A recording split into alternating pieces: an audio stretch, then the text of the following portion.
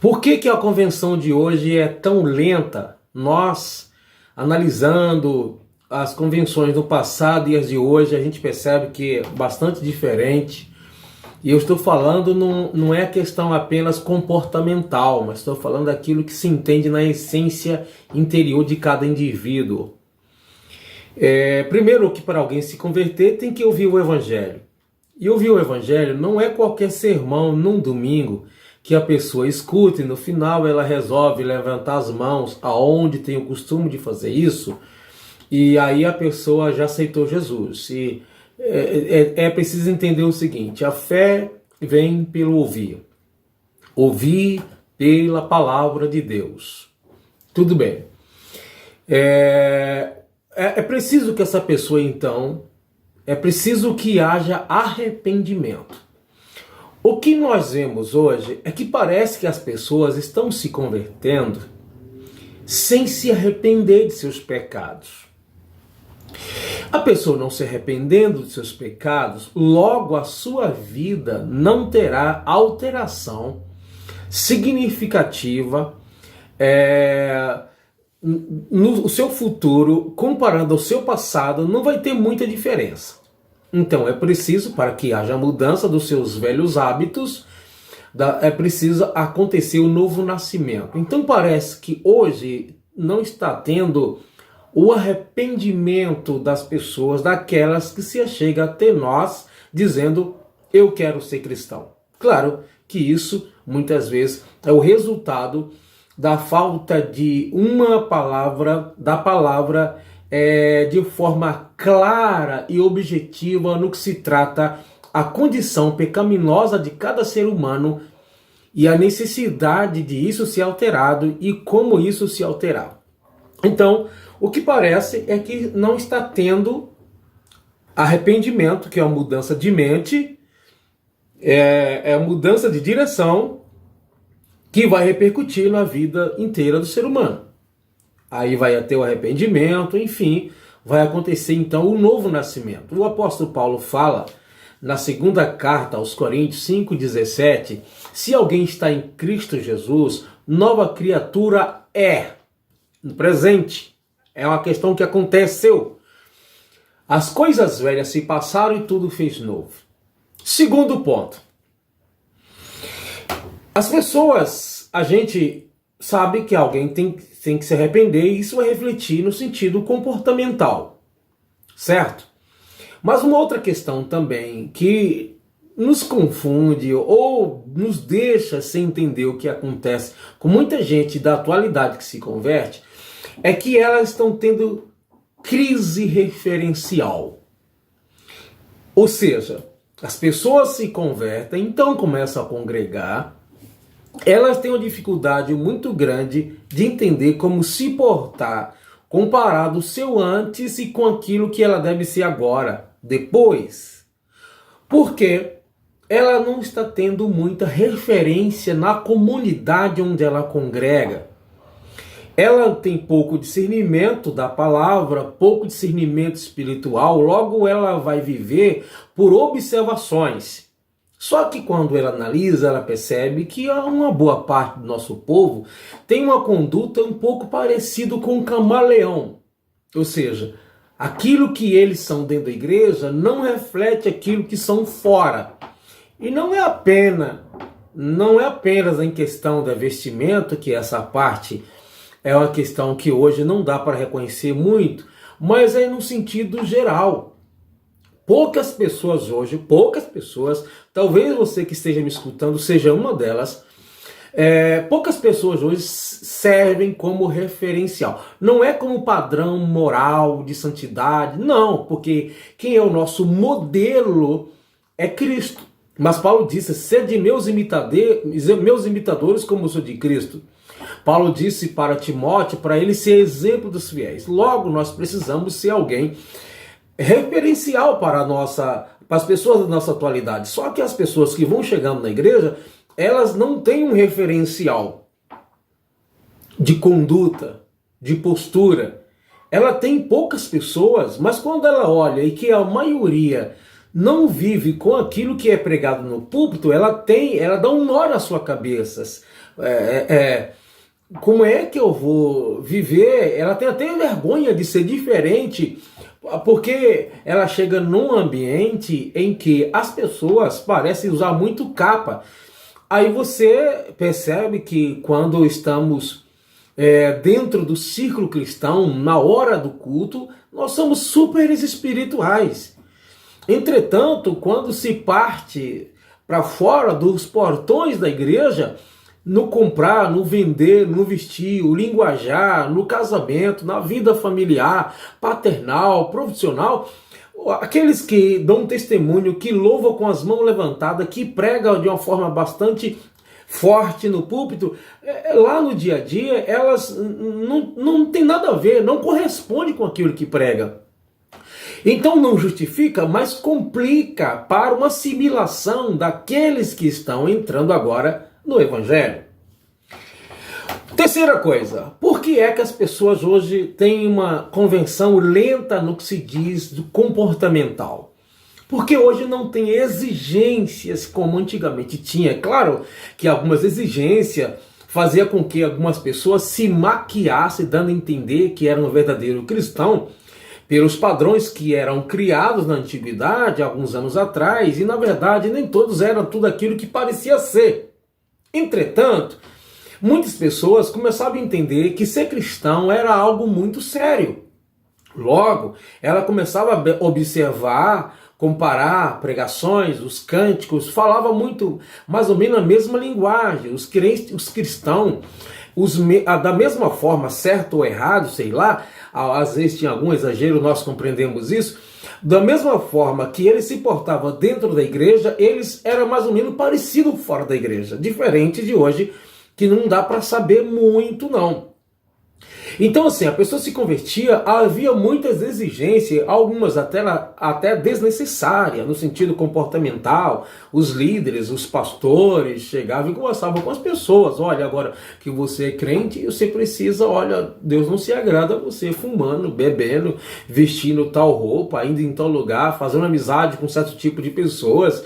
Você que é amigado deve se casar, você que está fumando deve parar, olha, porque senão não vai para o céu. Então as pessoas aceitavam Jesus, aliás, muitos já se convertiam sabendo que isso não deveria ser uma coisa para cristão, muitas coisas. Eu, quando me converti, eu coloquei no meu coração e disse para o irmão de uma moça que eu namorava, eu disse, se a fulana de tal não aceitar Jesus comigo hoje, eu morava, não tinha igreja onde eu morava, lá no interior, só tinha uma casinha que tinha culto, né?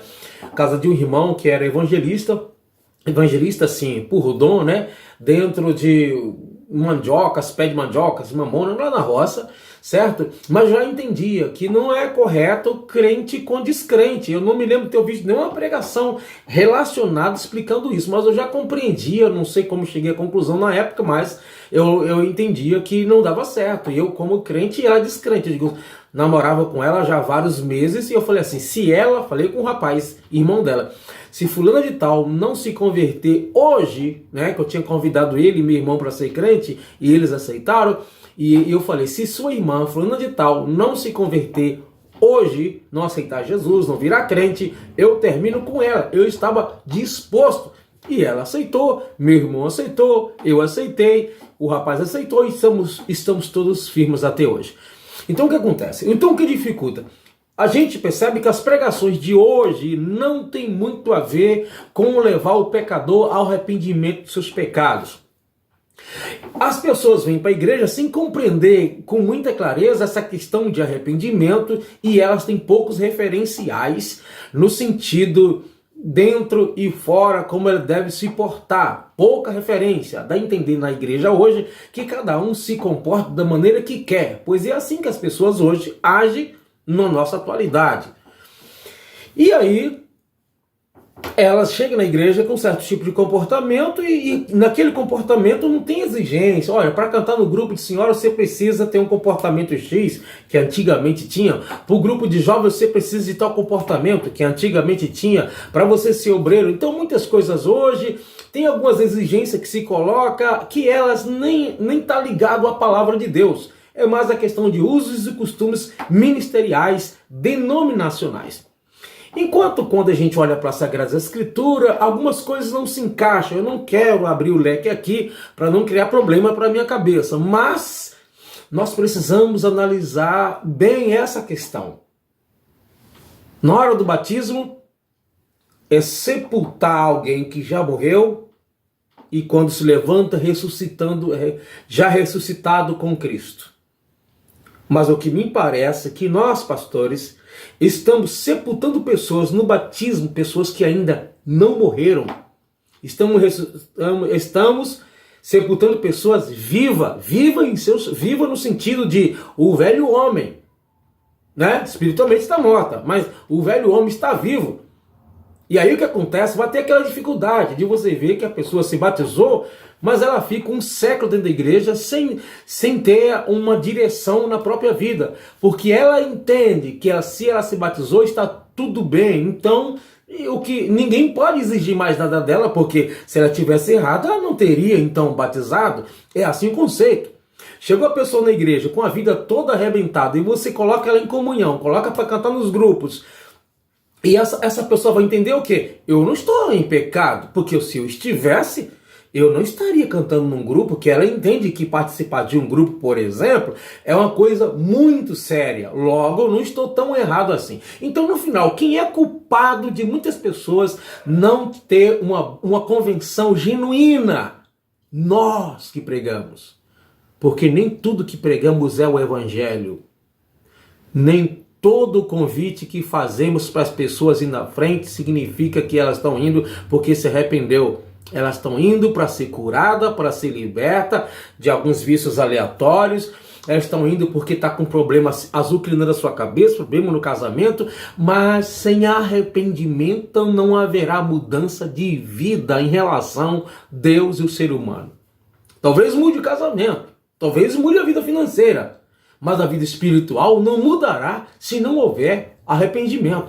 Que é esse retorno de alguém que está distante de Deus e agora está voltando para a sua presença. Sem arrependimento, meus irmãos, olha, muitas coisas na vida Deus pode abençoar o ímpio. Sim, a Bíblia diz que Deus é benigno, até para os ingratos e maus. Deus é benigno até para os ingratos e maus. Então quer dizer que muitas pessoas que são más, que são ingratas, receberão algumas bênçãos da parte de Deus. Mas o perdão tem que haver confissão como resultado de arrependimento. Arrependimento porque viu a palavra do Evangelho. Se você pensar que toda pregação que se prega aos domingos, nas quarta-feiras, na sexta-feira, quinta e quarta, é o Evangelho, você está muito enganado.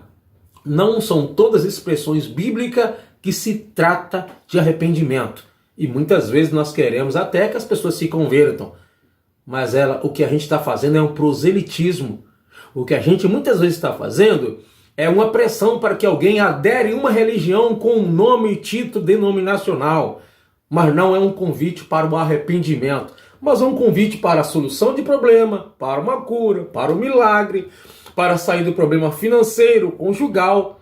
Mas enquanto isso, a pessoa ela entende que está tudo bem, porque ninguém fala, ou boa parte não se fala. Aliás, nessa geração, pastores novos, pastores antigos, é uma pandemia, epidemia geral. Poucas pregações têm a ver com arrependimento.